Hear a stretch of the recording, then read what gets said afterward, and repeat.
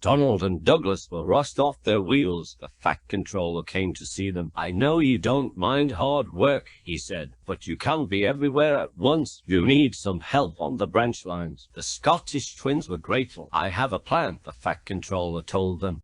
He went to see a friend who lived in Gloucestershire and explained the problem. The friend took him to meet Wilbert, a small blue saddle-tank engine with 6 wheels. "Your owner says you can come and help me for a while," the Fat Controller told Wilbert. "Would you like that?" Wilbert was delighted. "Yes, please, sir," he said eagerly. His line in the Forest of Dean was short, and he was delighted for the chance to exercise his wheels. "If you are as good as I think you will be," the Fat Controller went on, "I know where I can get another engine like you, and then you will be able to go back home."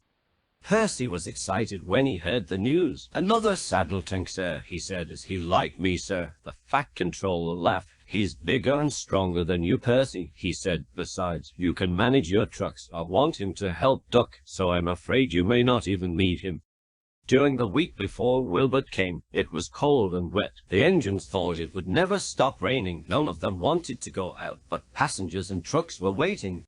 "Just the sort of weather when you need porridge for breakfast," laughed Percy's driver. "What's porridge?" asked Percy. "It's difficult to describe," admitted the fireman. "You boil oatmeal and water, which makes a sort of sticky soup," finished the driver. "Then you add milk and sugar. Delicious." At the station by the river, sacks were being stacked on the platform. The man who had filled them had worked fast and they had not tied the sacks properly. As the porter lifted the last sack, the signal arm dropped with a clang. "Better hurry, here's Percy," the porter said, and he swung the heavy sack onto the pile, knocking the top one over. Several sacks toppled onto the railway line and split open. The oatmeal inside the sacks burst out, covering everything. The pouring rain quickly turned it into a sort of sticky soup. At that moment, Percy appeared. Percy wasn't going fast, but he couldn't prevent himself from ploughing into the porridge which now covered the rails. "Oh!" he exclaimed and stopped. Porridge dripped from Percy's wheels, rods and frames. He felt awful, wet, sticky and cold.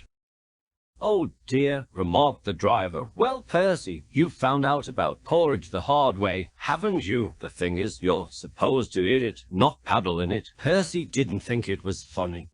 The Fat Controller wasn't amused either. He telephoned the junction, where they were just in time to stop Wilbert on his way to Duck's branch line. He came along Thomas' line instead, and soon reached the shed at the top station. Percy cheered up at once. "I wanted to meet you," he said, "but I didn't think it would be this way. Porridge is all right for breakfast, my driver says, but it makes a mess of an engine who isn't expecting it."